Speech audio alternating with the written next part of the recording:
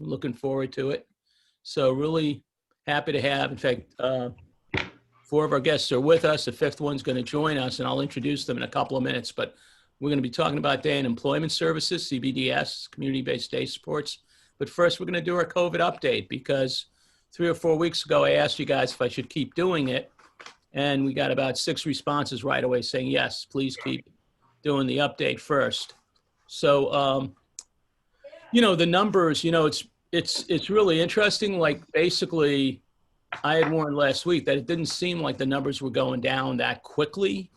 And it appears, we're sort of stable with last week, the rise, 12,000. Now, mind you, I have the 8th day in here. So there's probably 800 more new cases than we normally would have had in a 7-day week. But I made it an 8-day week. So it's 12,342 people in Massachusetts newly COVID infected. And that brings us up to, over half. Well, almost. Excuse me, Leo, you want to share your screen? We can't see the PowerPoint. Oh, geez. Well, it would help if I share the screen, huh? Thank you. No, I got to find the Zoom thing. Okay, thanks. I was in a hurry. That's what happens. Okay, so I'm going to start with the present slide. So we're at 12,342 new ones. As I said, that gives us almost 578,000 people, the COVID virus to date. It's been 1 year, a little over 1 year, and there were 251 deaths, which is similar to the previous week. The previous week, there was 238 deaths. So you might argue, well, you're doing 8 days, you might be better. It might be a little better this week. And it's a total of 16,498 people altogether in Massachusetts. In the USA, we had 439,000 almost new viruses with 29.5 million. So the growth actually rose from the previous week across the country. I don't know if any of you saw the TV on Miami with the young people. They had to shut down Miami for a few hours. And then deaths, it's up about 9,000. Last week it was 8,000. That probably is consistent with last week, because again, we have an 8th day, but both rises are, above last week. And March 19th, the highest per capita states, Dakotas, Rhode Island, Utah, and now Tennessee this week edged out Arizona. They've been going back and forth, but we're actually 34th per capita. I saw a New York Times listing that showed Massachusetts as staying high and not changing, and yet we're 34th per capita. So that's good, right? Out of 50 states, we're at the bottom, but from the other article, the point was we're not really decreasing the way, we'd like, okay? And in terms of our advocacy, in terms of the congregate care system, there were no deaths this week, thank goodness. But in terms of the numbers too, they did get a little better. They didn't get much better, and I'm going to show you that up here. They went down by 5. There was 48 people that got the virus last week or had the virus last week, not necessarily got it last week, and there's now to 43. And no deaths reported, and the numbers are pretty much the same between the state and the private homes. And then finally, we're going to give it one last try to get everyone with intellectual developmental disabilities getting the vaccine, at least for the April 5th date with the single morbidity piece. We're trying. We just sent a brand new letter. But in the meantime, you can still register. You can pre-register. And we included the link in this PowerPoint. There's nothing stopping you. And if you do have any of those health conditions, you can be going pretty soon by April 5th. You don't have to have 2 at that point. And we're still working on all these priorities in terms of healthcare and equitable assistance and preserving the day and safety net and working on addressing special education. So today, we're pretty excited. Dawn and James are already with us. They joined us to talk about their experience this year. And before they talk, and we're talking about community-based day supports, and we're going to talk about employment services.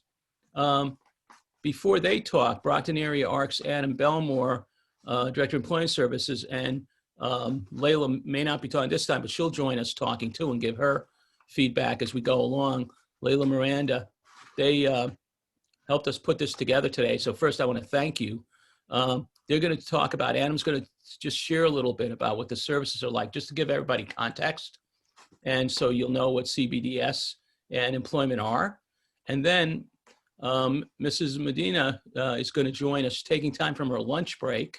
So she's going to join us first because she has to then go back to work. And we'll ask her a few questions about, her present situation, her daughter, who's still remote and working remotely, whereas Dawn and Jim are working, in real time, physically working and showing up. And they have by the way, two very different kind of jobs. So it's going to be pretty cool to hear about, what they both do for work. So we're going to do that. And then we'll be followed by questions and answers at the end of Dawn and Jim's sharing. So let me get out of the sharing and ask Adam first to share a little bit about just what those services are, those two services. All right, well, thank you, Leo. Again, my name's Adam Belmore. I'm from the Brockton area ARC. I'm the Director of Employment Services. So our day program has two different programs inside of it, and that's the Employment Services, and the other one is called CBDS. And that stands for Community-Based Day Supports. So the CBDS is more of a daytime recreation program where people do things in the community, any kind of community activities we can. It includes volunteering, it includes some of the fun stuff, and it's really driven at their interests and their hobbies and what they like to do. We really want to make sure that we're integrating into the community and giving them a chance to access everything in the community that everyone else has access to. Then the employment side is broken into two programs. One is job development and the other is group supported. The job development side is for individuals who are looking for a job in the community. And so they may be anywhere in their career search, building skills, looking for a job, applying, or they could already have a job, and our job development team will be helping to facilitate that and get them through that as independently as they're able to do. Where the group supported side under employment is more employment opportunities that we offer, whether it be through our redemption center. We operate a redemption center out of the building, recycling cans and bottles. We have a lawn crew that goes out during the summertime and does lawns for different people in the community. We have some work with a warehouse in Stoughton that we go to every day with a crew. So those kinds of work opportunities. And we try to use those work opportunities to lead somebody into job development where they will eventually work their way into the community for employment. So that's a little bit about how both of those programs run. And of course, during COVID, we've been doing it as a hybrid, some in-person services and some remotely. And just for people to have an idea, in terms of what percentage do you think of people are coming into CBDS and employment? I'd say we're somewhere between 40 and 50% that have returned to at least some in person.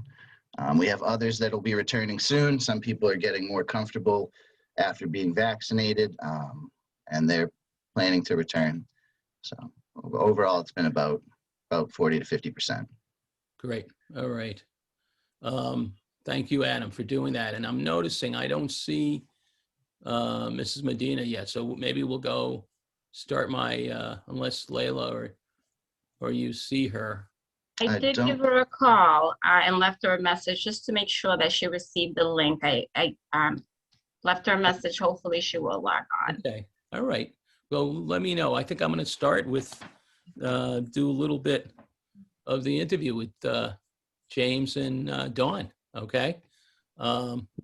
So I'm going to start a little bit with James, and maybe ask each of you the same question back and forth, James and Dawn, and let me get you guys in terms of my screen so I can see you guys at the same time. So again, thank you so much for being with us. Okay, really appreciate it. James, you want to tell people a little bit about what you were doing for work before the pandemic hit? I was working at the Showcase Cinema in Randolph before this happened. At that point, which was last March, it closed down.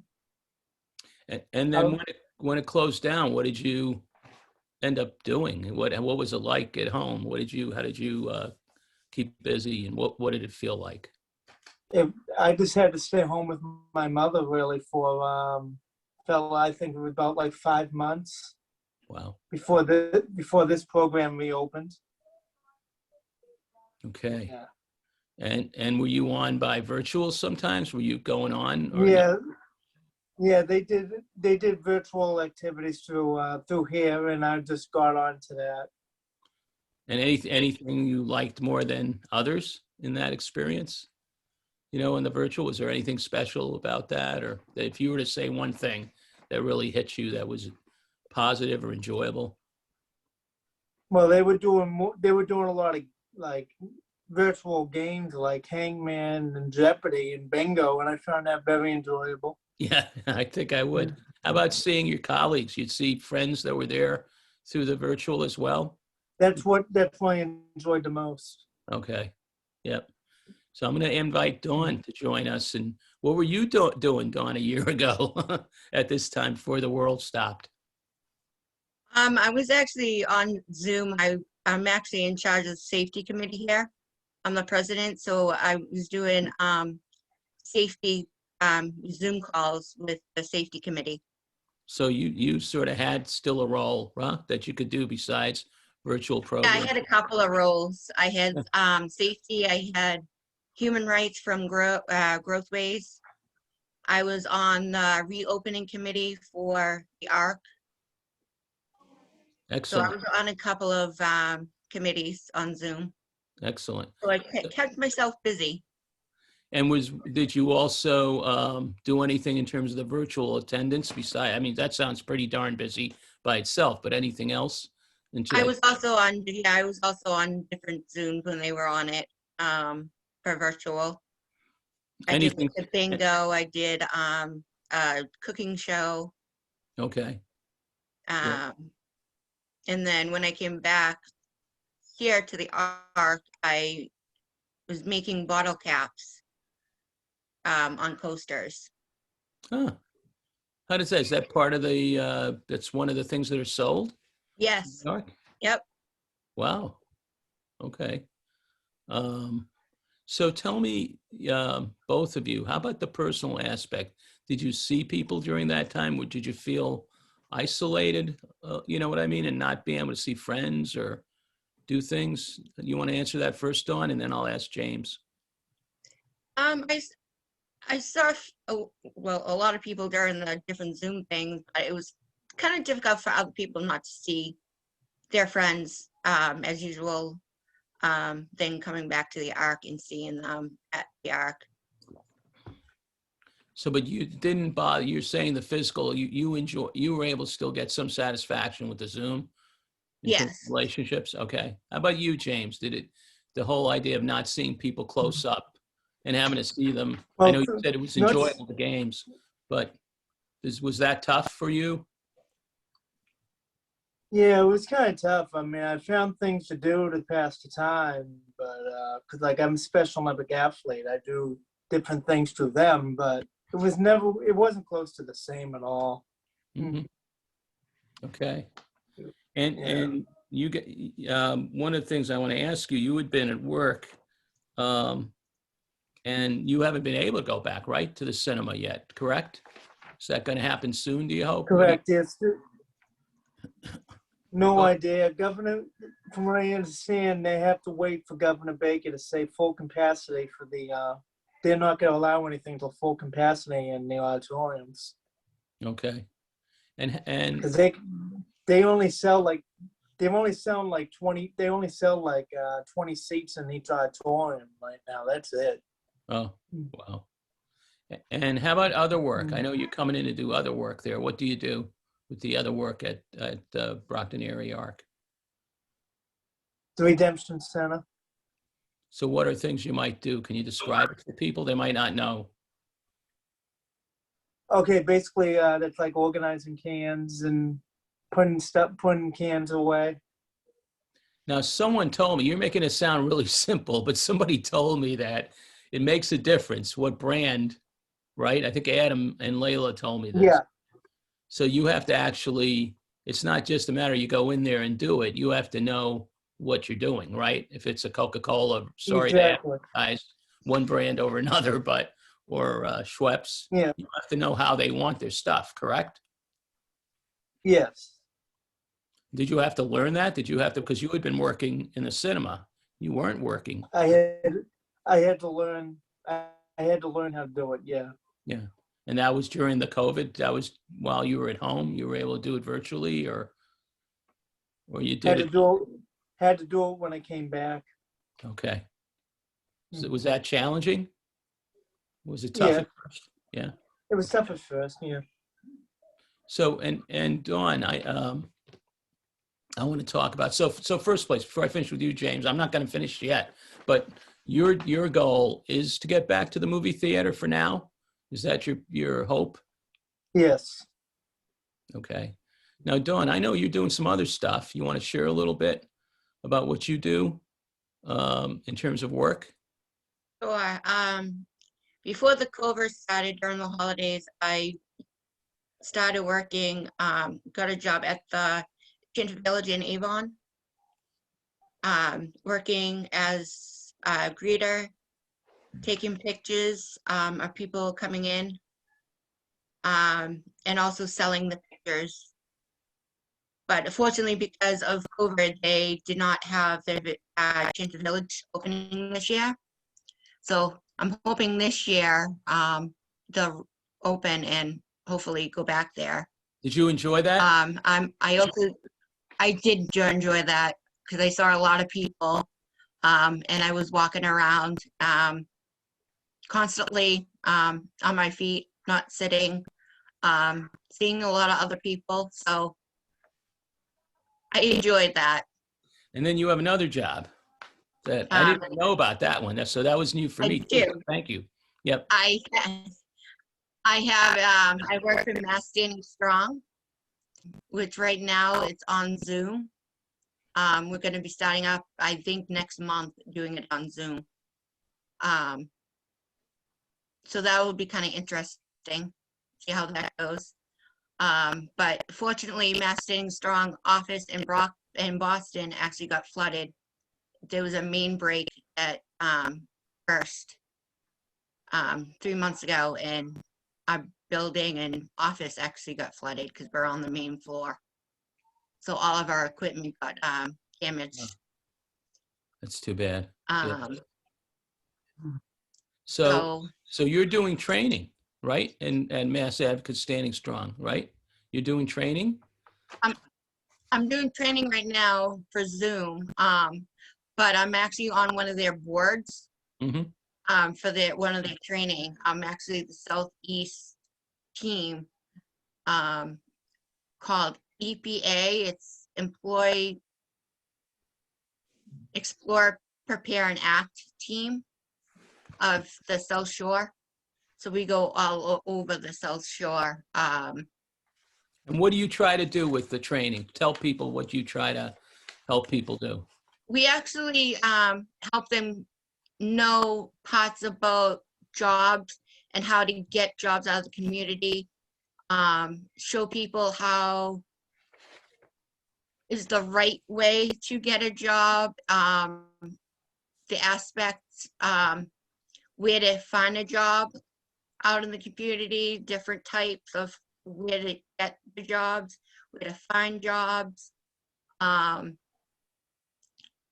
We actually show them, then we give them like little exercise where they pick up out a picture, like a bank or a supermarket or a place in the community, and they have to tell you what that particular picture is, and then give like 5 or 7 jobs in that particular place. Cool. Oh, sounds pretty cool. James, have you ever been through a training like that? Have you, what Dawn's describing? No. No? No. How did you pick your job? Oh, go ahead, Dawn, sorry. I think Adam said I might be doing one, he was hoping next month to run it by, to do it. I may do it by myself here next month. Great. Because we have new people. That's excellent. I'm going to come back to James in a minute. What I want to do is, Leila, just ask you a question, if I can, Sure. about, we're hearing like both James and Dawn are engaged, and we're going to come back, guys. So take a couple of breaths, get ready for some more talking in a few minutes. But what do you think the experience was like for people? Can you describe a little bit? You know, what were you worried about? Anything in terms of the people you supported? What the experience was like, and what was it like for staff going through this year? Yeah. Yeah, unbelievable. And let's put the spotlight on you. You want to do that, Carrie? Can you spotlight? Well, go ahead, Leila. Yeah, it was definitely a tough year for everyone. Everyone had to adjust it to the new norms. Working virtually was very tough because a lot of our individuals, including staff, wasn't very tech savvy. So getting on Zoom and trying to engage everyone was a tough process. But I feel like we hung in there. We provided as much training as we could to staff. We delivered iPads to individuals, and we were able to get something going. When you So say deliver, Leila, you guys would get in a car and yes, drop off at homes, and did you? So you were able to get some money to put aside for people that did not have the ability to connect. yes, DDS was able to help us out with some funding. We were able to get the iPads. Staff delivered some. I think a handful of families did stop in and pick up some. We would stop into people's home and troubleshoot sometimes if necessary. So it's been a tough year, but we're getting through it. Now, one of the people that was going to join us today, and she might be having trouble connecting, her daughter's at home, right? And Yeah, some families are not comfortable with their loved ones returning to programs just yet. Some families would like to have their family members vaccinated first, or just to see improvement in the overall numbers, you know. So hopefully, as things progress and gets better, hopefully we'll have the participants return. Okay. Did you guys think about that at all, Dawn and James? Were you worried at first? James, start with you. Did you worry about coming back at first and getting the virus, James? No, You were just dying to get not back. at all. Okay. You were like raring to go, right? Yeah. How did you pick Yeah. Now I realize with jobs, sometimes you don't get to pick it. It's what's available out there. On the movie theater job, you sound like you like it, right? And what do you do there at the movie theater? I'm an usher there. Do you? Okay. Yeah, that's basically the ones that clean the auditoriums and do the cleaning around the building. Okay. And Yeah. do you enjoy that? Do you like Yeah. the job? Yes. Do you think about the future? Like actually Dawn's going to do that training about other places and other jobs. Do you think sometimes there's another job you want to do, or you'd be happy there full time for the rest of your life? Huh? Well, I'm just happy there for now. I mean, maybe eventually I'll think about something else, but But you're happy to, mean, yeah. I'm hoping that it does go. I'm hoping that they do call me back sometime, but I don't know what's gonna happen. If they don't, then I'll look into something else to do. How about people at the showcase? Did you meet new friends there? Oh, hold it a second. Debbie asked about EPA. It's explore, prepare, and act, right, Dawn? EPA? Yes. And Yep. it's a job exposure, exploration, and preparation program, right? And then you're hoping people will act. The third part is go and get a job like James and you did. Correct. Right? Act on it and right. Okay. So that's just to repeat what EPA, and that's available. I mean, I'm sure if they call Mass, which is, I'm trying to remember Mass's, Kerry, I don't know if you can Google that, but I used to know their website off the top of my head. They can Google Mass Advocates Standing Strong. Massachusetts Okay. Advocates, right? Yep. Yep. They can Someone's Google it. interested, right? Yeah. So, so I want to ask you about relationships, James, at the movie theater. Have you met some friends, acquaintances there where you feel like they welcome you and look forward to seeing you when you show up? Yeah, I'm always welcomed and I always feel appreciated when I'm there. Yeah. Great. There was never any time that I didn't think I was not appreciated. Great. What about for you, Dawn, in terms of your present? Have you been doing Explore, Prepare, and Act for a while, or is this new for you? I have. I have. I did it for about 4 or 5 years. Oh, wow. Well, you're an old pro. It But sounds that, like yes. you brought that up at the end. I mean, man, it sounds like how often do you get to do that? How often does that? Twice a month, once a month? It's supposed to be once a month. Okay. But it depending on what people call and make an appointment for. Yep. Gotcha. If the agency calls, it makes an appointment. So we should advertise it at the Arc, right? We should make sure people know about That, it. Okay. And there's different teams in different regions, right? yes. Okay. The central, southeast, northeast. What's the other one? Metro, Central West. central, yeah. Cool. So let me ask you this. I'm going to ask you this question I asked James. Do you think about the future and is there something else you want to be doing that the Brockton area Arc could help you learn? What are you thinking about? And then I'm going to ask a bigger question of everyone in a couple of minutes.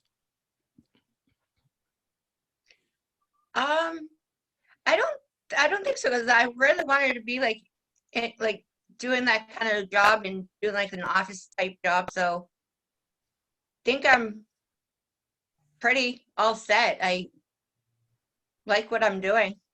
You getting paid enough? You don't need more hours? Maybe I'm more? getting paid enough. Okay. Oh, geez. All right. That's a Social satisfying. Security, with Social Security, I can't get more than I'm making right now. So Yeah, well, that's a whole other topic for a Leo Live down the road. It's called substantial gainful activity.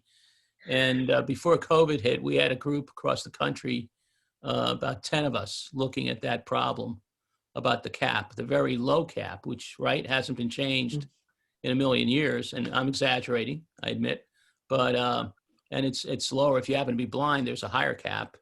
So it's something we need to do something about, but also have a program where people can get off comfortably and not worry about losing all their benefits if one day they need to come back, right, and get their benefits. mhm. So that's a great example of waste when people aren't encouraged through friendly government programs to be able to take a risk.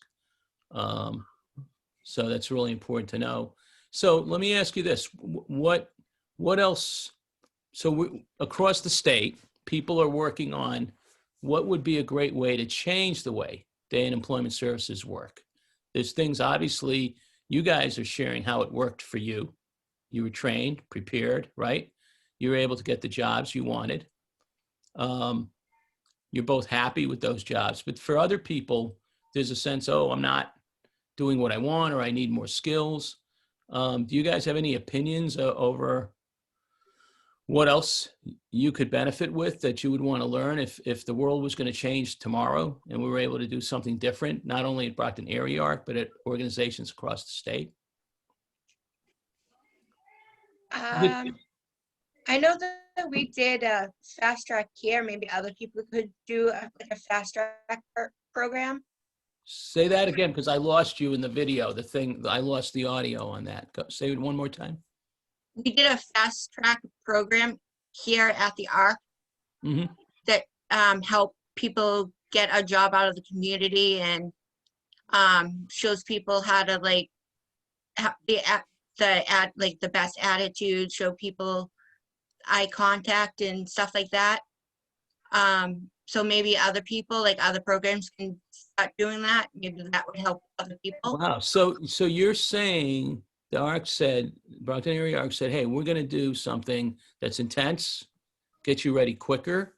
And what are the kinds? So is eye contact, how you behave interpersonally is one of the areas. Eye contact, how you speak to people, right? Yep. Can you describe it any further? And Adam and Leila and James, you can jump in and help describe the fast track program a little more. Anything else? I was not part of fast track, so No. I actually don't directly know what it is. Okay. I can speak a little bit about that if you'd like. Adam, go ahead. Yeah, so our Fast Track to Employment program was developed by our job development team. It's a soft skill, work readiness, all-encompassing kind of training program. It goes through everything from social interaction skills, soft skills. Then we go into things like soft skills are what you do around the lunch break, right? Your break time, right? And you, soft skills are a lot of interaction type skills. So it's your communication skills. It's kind of like your positive attitude, high enthusiasm, skills that are really good across all jobs. No matter what job you're getting, these skills are going to help you be a good employee. So we really start with those. It has some activities, some reading, some videos along with it. And then we move into looking for jobs. So how to search for a job. Where can you find jobs? How to network. Then it moves into applying for jobs and making your resume and all that kind of stuff, and interviews. And then after that, it's a little bit about, well, what's it like once you have the job? What kind of continued support do you have available to you?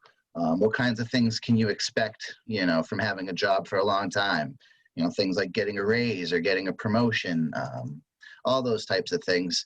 And we hope, depending on availability and stuff, most people, after they finish the classwork type portion of it, they try to get into an internship so that they're able to use those skills and practice them in a real life situation.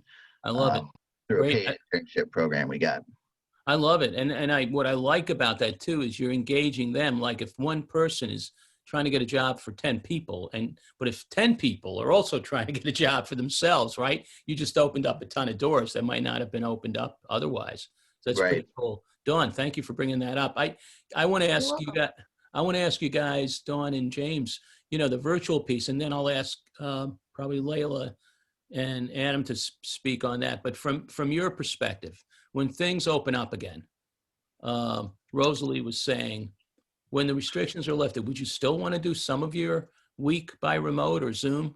And why don't you go first, James? So if you weren't at Showcase, let's say, and you had the opportunity to come in or do some of your time with Brockton Area Arc through Zoom, what would you prefer? Go back in. No question, right? Yeah. Totally. How about you, Dawn?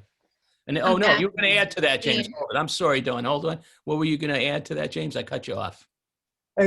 Go back in. I'm really just tired of this Zoom. It's just, I like being with people. I like being face to face with people more. Gotcha. Thank you. Dawn, how about you? Be back because I like being with people. Wow. Okay. And Randy's asking the same question, full-time or part-time, and what would you do? Are there other things besides being at the Brockton Area Arc you'd like to do with your week? That's it. I'm going to twist Randy's question to that. Dawn or James? Anything else during the week you don't get to do? And I realize you can't go to Europe. I'm sorry. You can't, can't get on a motorboat unless you own one on your own and do whatever. I really can't. No, I really can't think of anything right now. All right, Dawn. Sometime maybe do some, like I think next week or this week I'm going bowling. Okay. I like to bowl. I'm actually on a bowling team and league on Monday nights. Oh, you're going in person. You're not doing it virtually. Nope. Okay. Cool. They're if you don't have a lot of people that came back from last year, there's less people. But they spread people out like every other lane. So Leila and Adam, do you think there's people, we just got to, I'm going to open it up, by the way, to other people in a couple of minutes to talk and ask questions, but, and actually people can ask questions through the chat as well, as they've been doing. But do you think there are people, James and Dawn just shot down the whole idea of as things open up the virtual. Do you think there's people that did enjoy having some distance and maybe some days not coming in, whether it's getting up in the morning to get the van or, whatever it might be? You want to go first, Leila, and then Adam? It's hard to say. I think for some people that have returned on a hybrid schedule, I think they're looking forward to coming back full time. I think those that are at home and have not returned would like to return as well because they're missing out on all the social aspect of the program. So I think they would like to come back, even if it's on a hybrid schedule. And I think people are looking forward to the community opening back up and us engaging more in community activities. We have started to engage in some community activities, but I think that's missing too. Okay. So, Adam, you want to add to that? Thank you, Leila. Yeah, I'd say that maybe early on in the pandemic, where people were at home, some people really maybe benefited from not coming into the program and didn't really mind. But I think over time, most, if not all, we're very interested in returning. Those who haven't returned, sometimes they want to, but the family may not be in agreement just yet, or somebody in the team may not be in agreement just yet. And depending on living situations, they may not, just may not be feasible for them yet. But I do feel that the majority definitely would like to return to in-person. We're going to continue to offer remote services to those, whether you're in person or at home. We're going to continue to offer those. We have some things that happen outside of our day program hours, so those will continue to be run remotely for at least a while. Great. What I think I'm hearing you guys say, all of you, I mean, I wonder too if the timing is an issue, right? Like people have been just so deprived of social contact.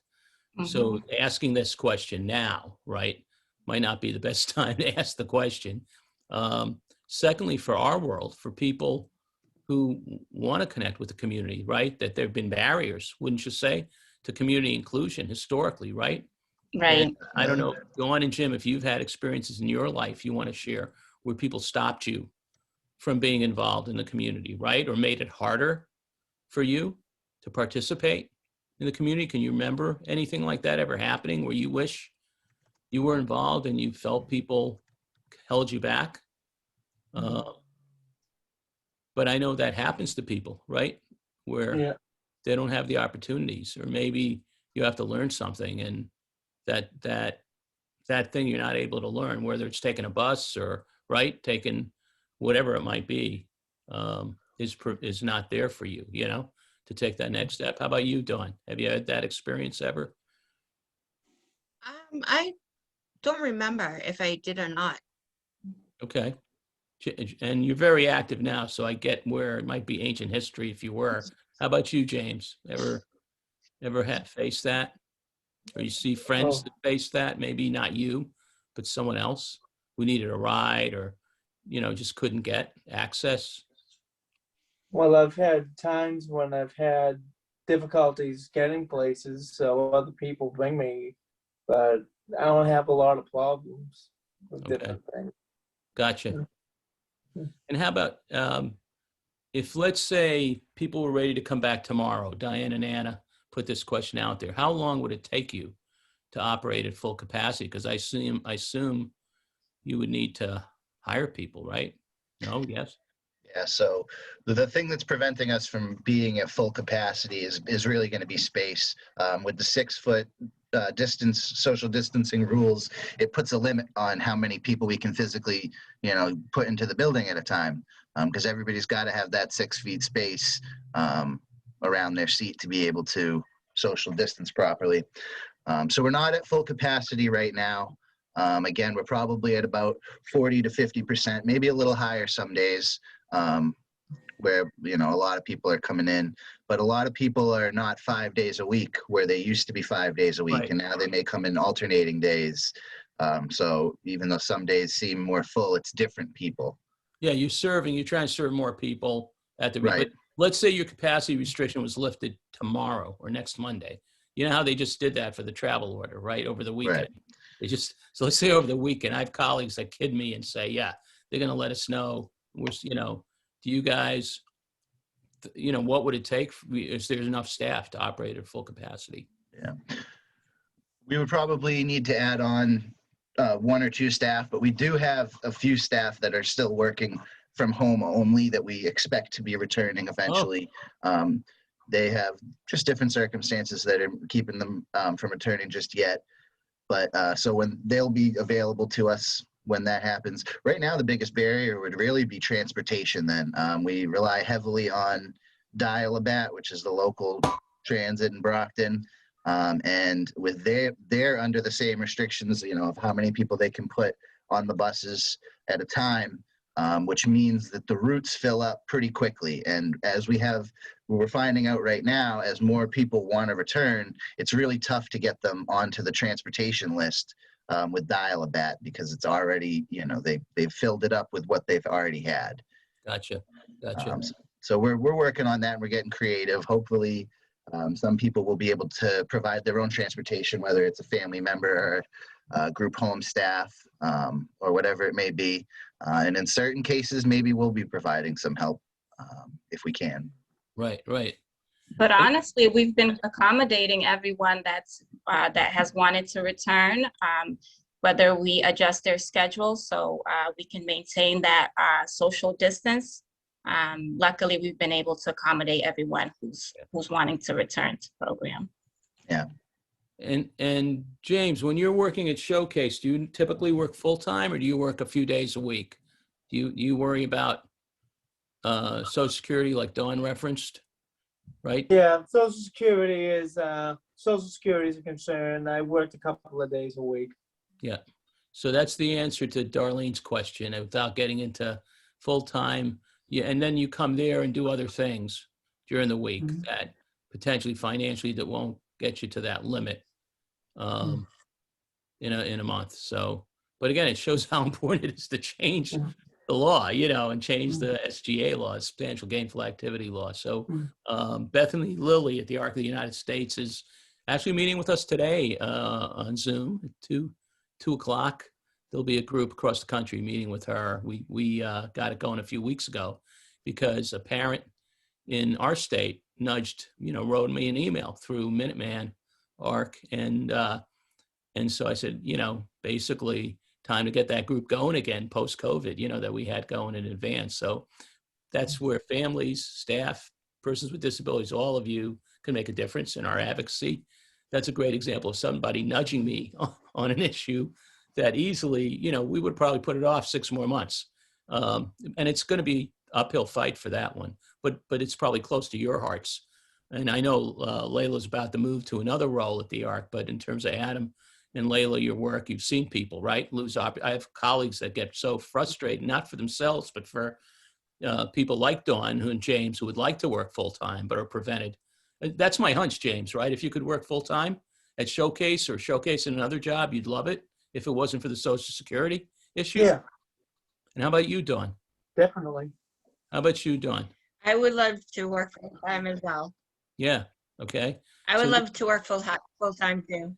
So if people can hear this, I mean, there's so many, issues in our world to tackle, but this is one where I feel like it's one probably close to your hearts, at the ARC there. And It's been my lifetime battle. Ann, is that you on the Yeah, it's been my lifetime right. battle. So Ann, you and I talked about this over the years, where I've worked minimum wage and part-time my whole life because of that. so that's Ann, who's a past chair of Mass Advocates Standing Strong. I know you know Dawn probably pretty well. Yes.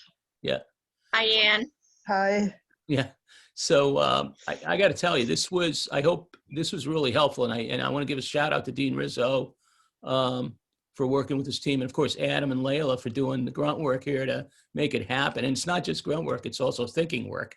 And Dawn and James, it is so important to be able to have you on and share your voice. We were originally looking in terms of parents. And then when Adam and Leila told me they had, you guys said, hey, great, we changed the plan. And I sort of hit myself on the head and said we should have probably had that in our heads to begin with. So Giassi just sent over a text about this issue, about the SSA Restoration Act, which actually gets at how much you can have in assets, Giassi. So that's about raising the limit in assets from $2,000 to $10,000, right? Which is obviously really bad. But there's also another rule, and I can't remember off the top of my head if it's $1,100, $1,200 a month, that people are capped at an earnings limit, which is ludicrous. And I think it's $1,800 a month for those that are blind, which, by the way, that's probably ludicrous now too. But if we could even get to $1,800 as a first step, or make it easier to come off and on the program. How about that? Yeah. right? Yeah. That would solve the whole problems, you know. So there might be problems with that, but that might be something we talk about on the call today as well. But thank you for Giassi for adding that. I think, hey, we've had a great session. We go 45 minutes and now it's 12:46. It's probably even later, 12:47 on my iPhone. I just want to thank you all again. James and Dawn, Leila, Adam, really appreciate it. And a shout out to the Brockton Area ARC for being part of this today. And all of you that joined us today. We hope you found it helpful. And I know it's going to help us think through a little more about getting surveys done. Rosalie Eads is on, who's been working with us, and DDS and the Trade Association, ADDP, to get some work done, and Mary Valkovic's on that committee as well. So we're hoping to get something going in the next few weeks around that. So good luck on your new role, Leila. Really Thank you. appreciate it. Adam, great having you. And Dawn and James, good luck. Thank you. Hope you're back at Showcase soon. And Dawn, you're living the life. So with doing what you want. So I think you're there. So have a great week. Okay. And again, thank you, Dean, and folks at the Brockton Area ARC. Really appreciate it. And then this Thursday, I think, is there something, Kerry, before we sign off? Kerry, I'm surprised. Yes. Is there a Hi. congressman's aide or a senator's aide? Somebody's coming on? Well, we have our last caregiver Oh, okay. series. So it's the Caregiver Power Hour. It's going to be with Michael Bloom, who's at Excellent. Encompass. Yep, So that's coming up. great. Thank you. And I think there is either this week or next week, someone's coming from Washington to talk with Ellen and Morris. So I think that's coming up soon as well. Yeah, that should be next week. Next week. All right. Everybody have a great week. Thank you. Get to the Power Hour. Let people know about the Power Hour. And see you soon. Take care. Thanks. Bye. Bye. Thanks for having us. Bye. Bye. Bye.